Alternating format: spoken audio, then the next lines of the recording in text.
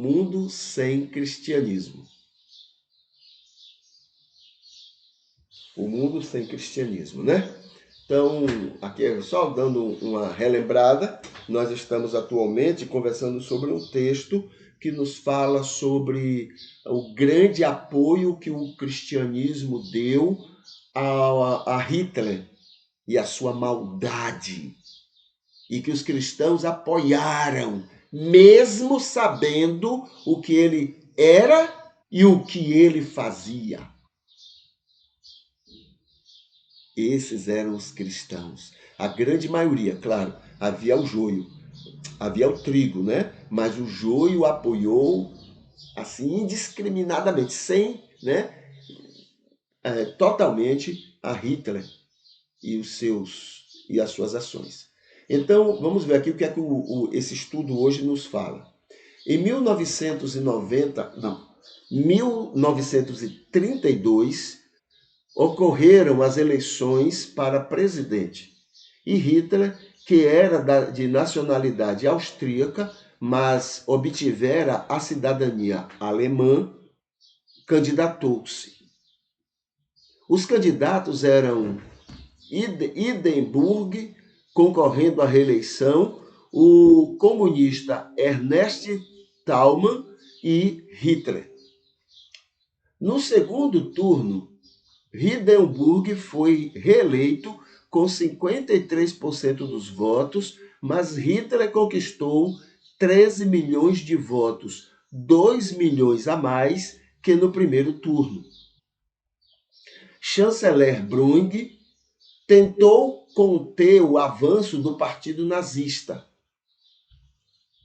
convencendo o presidente eleito a prescrever a SA. A SA era uma polícia, digamos assim, uma polícia do partido, uma polícia, né, meio secreta de Hitler.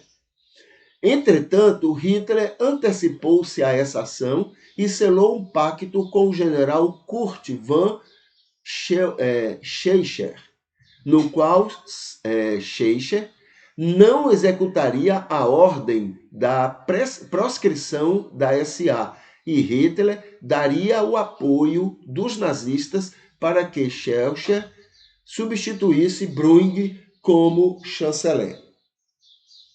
Através de várias articulações e intrigas, Schleicher conseguiu que o presidente Hindenburg nomeasse Franz von Papen, seu amigo pessoal, como chanceler, a quem Schleicher acreditava poder controlar por trás da cena. Von Papen e Schleicher mantiveram a promessa a Hitler de suspender o banimento da SA, na esperança que isso traria para eles o apoio dos nazistas e até da própria SA, caso necessitassem, pois as tropas oficiais eram reduzidas, as oficiais do governo eram reduzidas por conta do Tratado de Versalhes. Então, para haver a paz em relação à guerra da Primeira Guerra Mundial, a Alemanha assumiu que o seu exército seria pequeno, né? Então, a SA, que era aquele exército, né, dos nazistas, então seria um número maior e poderia apoiar os Schleicher, né, segundo os interesses dele. Porém, essa manobra mostrou ser um erro de cálculo desastroso. O partido nazista ganhava força com isto. As fileiras da SA, aquele, né, pequeno exército do partido, só faziam engrossar, atraindo as hordes de desempregados, e logo chegariam a mais de 400 mil em toda a Alemanha. Suas manifestações públicas eram cada vez maiores e mais violentas. Nas eleições de julho de 1932, o Partido Nazista ganhou 37,4% dos votos e conquistou 230 cadeiras no parlamento, de longe o maior partido. Isso em 1932. O único partido que oferecia certa relevância era o Partido Comunista, que voltou a ganhar força em 1932. Schleicher chegou a assumir como chanceler em lugar de Van Pamper, mas permaneceu apenas 2 meses e teve que renunciar, vítima de sua própria rede de intrigas. Assim, o presidente Hindenburg acreditou que acomodaria as coisas nomeando Hitler como chanceler para impedir o avanço comunista e colocando Van Pamper como vice-chanceler para manter certo controle sobre a chancelaria. Conforme demonstrado pelo que aconteceria, essa estratégia não funcionou. Hitler foi empossado como chanceler em 30 de janeiro de 1933, dando início ao Terceiro Reich, o Império Alemão. Na história da Alemanha, o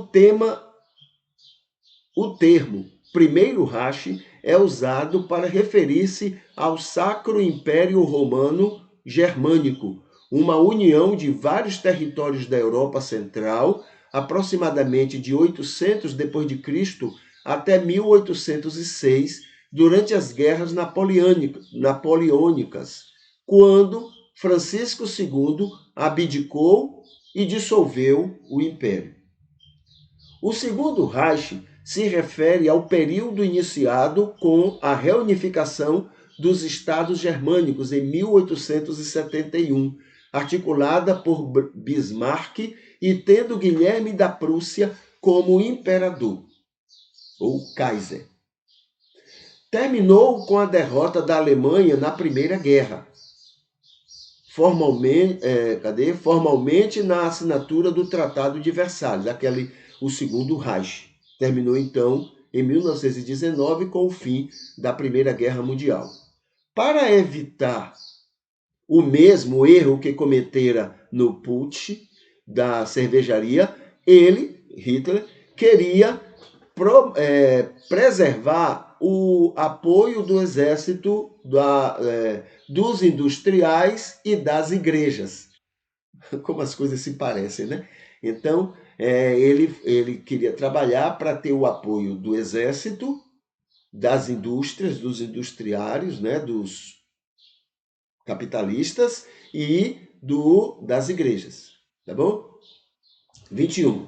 Ademais, seus passos eram, até certo ponto, limitados pelo parlamento.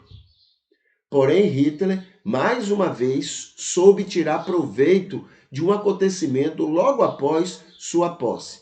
Em 27 de fevereiro, o parlamento foi incendiado, supostamente, por um comunista, Marianus van der Lubbe, que confessou sob tortura. Foi torturado e, para se livrar da tortura, ele assumiu que foi ele o culpado. Quer ele tenha sido o responsável ou não, a culpa recaiu sobre os comunistas. E Hitler convenceu o presidente Hindenburg a assinar o decreto de emergência que suprimia os direitos individuais de todos os cidadãos. Qualquer cidadão sob suspeita poderia ser imediatamente colocado sob custódia. Os principais alvos eram inicialmente os comunistas, os sociodemocratas e as testemunhas de Jeová. Claro, o testemunho de Jeová está entrando aqui e realmente teve isso, mas foi colocado aqui porque o autor desse artigo é um artigo científico, tá? Não é um artigo religioso, é um artigo científico feito em cima de pesquisas, ele é da Testemunha de Jeová, tá bom? Mas o Testemunho de Jeová realmente sofreu com isso, por causa da maneira como eles creem e da maneira como eles lidam com a relação com o Estado. Muito bem, o que mais? Aqui. Os bandidos alcoólatras e outros impopulares eram tratados com truculência e os opositores políticos perdiam seus empregos e eram presos. Com os empregos tirados também dos judeus, o desemprego diminuiu entre os cidadãos alemães e, de modo geral, a reação ao novo partido era positiva. O egoísmo, né? País protestante, tá? Luteranismo.